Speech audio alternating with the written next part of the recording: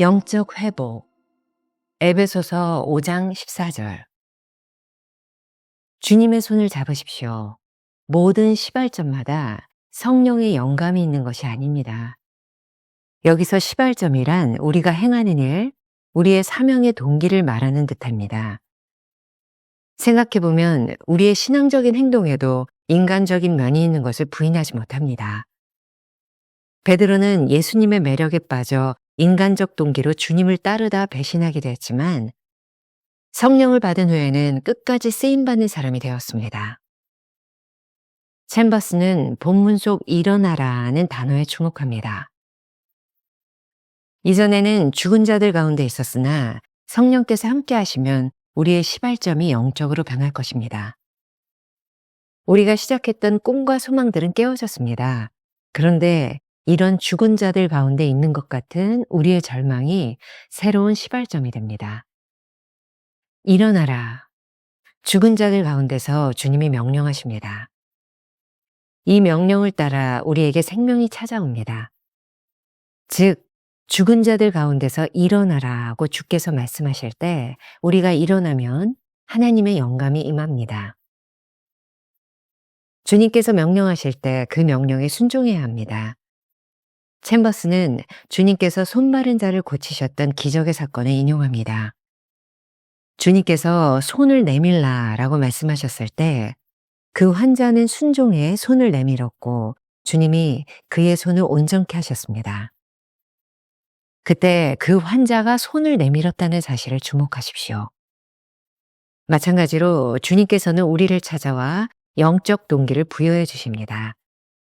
일어나라고, 손을 내밀라고, 하나님의 말씀에 순종하며 발을 내디디라고 말씀하십니다. 주님께서 영적 동기로 말씀하실 때 우리가 순종히 움직이면 영적 회복이 일어납니다. 우리가 일어나면 주님께서 우리에게 생명을 주실 것입니다. 그때 우리는 하나님의 영으로 충만하게 될 것입니다.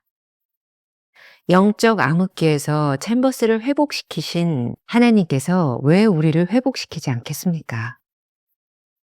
혹시 일어나라는 하나님의 말씀에 무감각하게 반응하고 있지는 않습니까?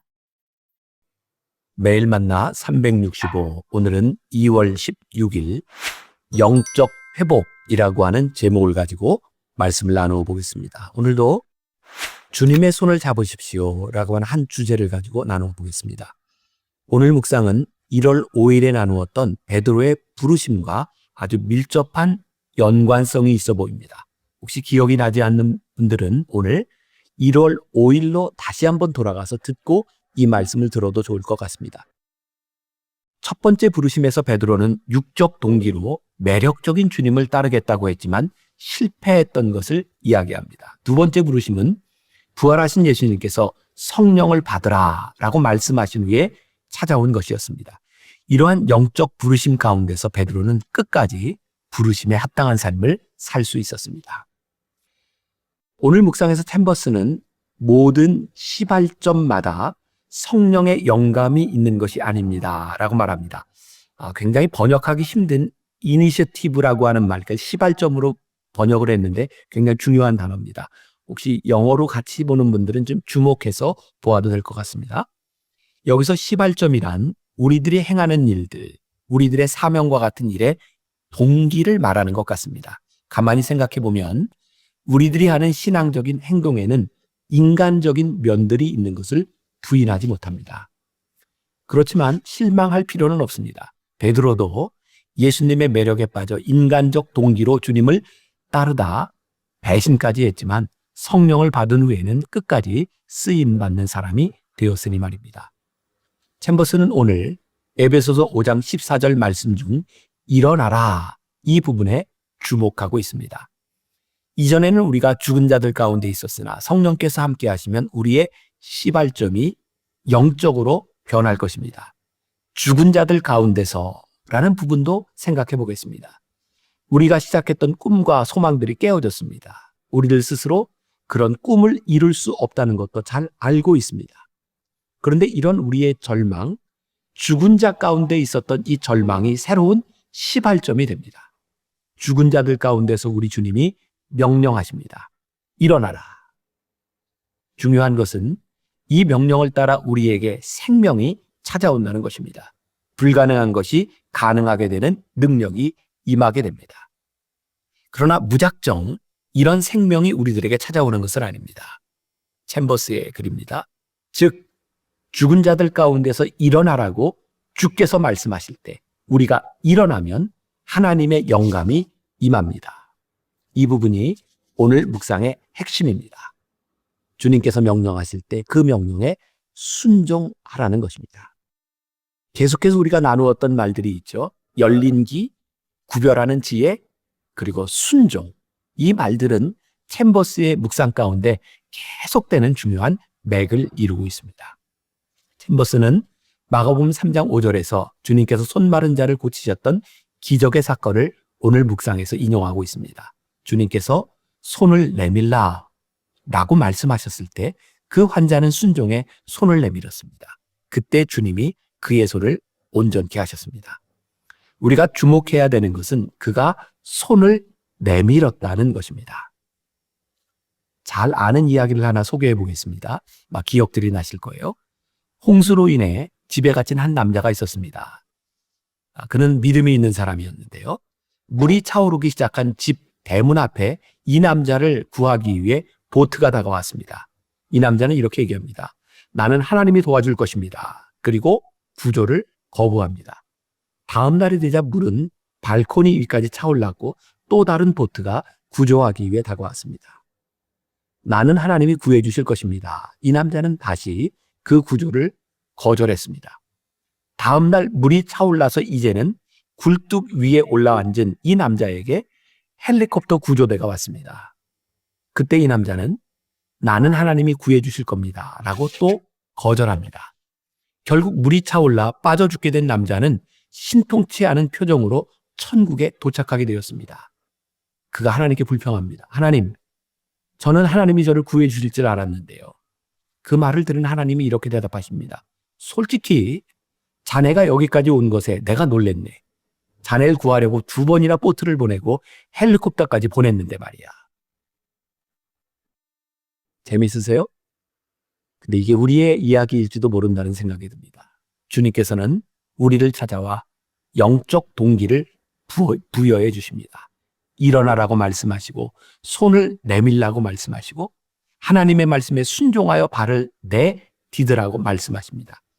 영적 동기로 말씀하실 때 우리가 순종에 움직이면 영적 회복이 일어납니다. 우리가 일어나면 주님께서 우리에게 생명을 주실 것입니다. 그때 우리는 하나님의 영으로 충만하게 될 것입니다. 기억하십시오. 주님은 우리들에게 무작정 생명을 주시지 않습니다.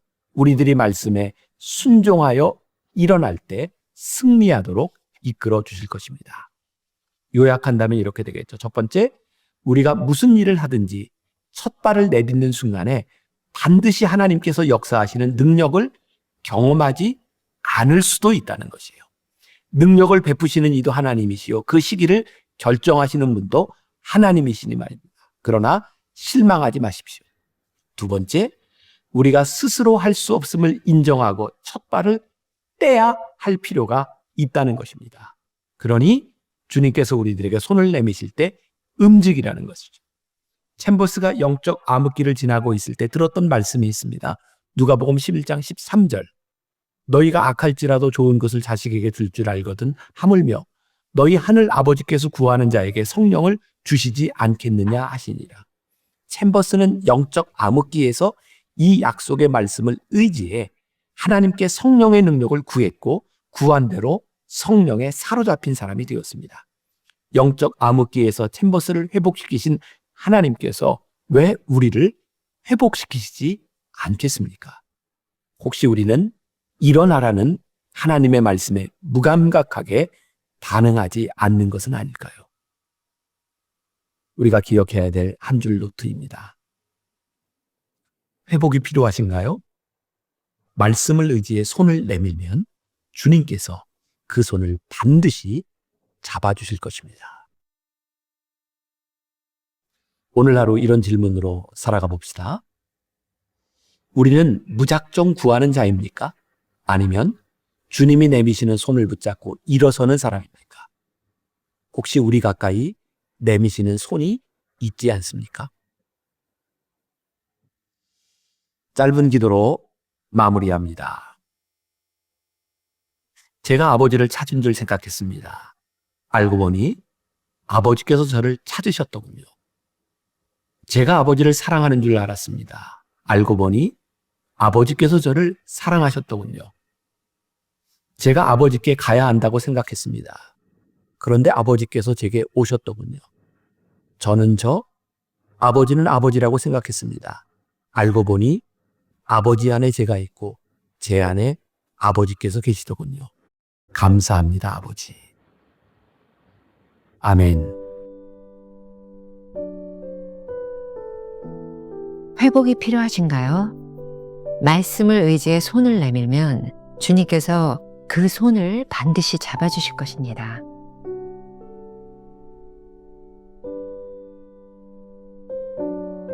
우리는 무작정 구하는 자입니까? 아니면 주님이 내미시는 손을 붙잡고 일어서는 자입니까? 혹시 우리 가까이에 주님이 내미시는 손이 있지는 않습니까?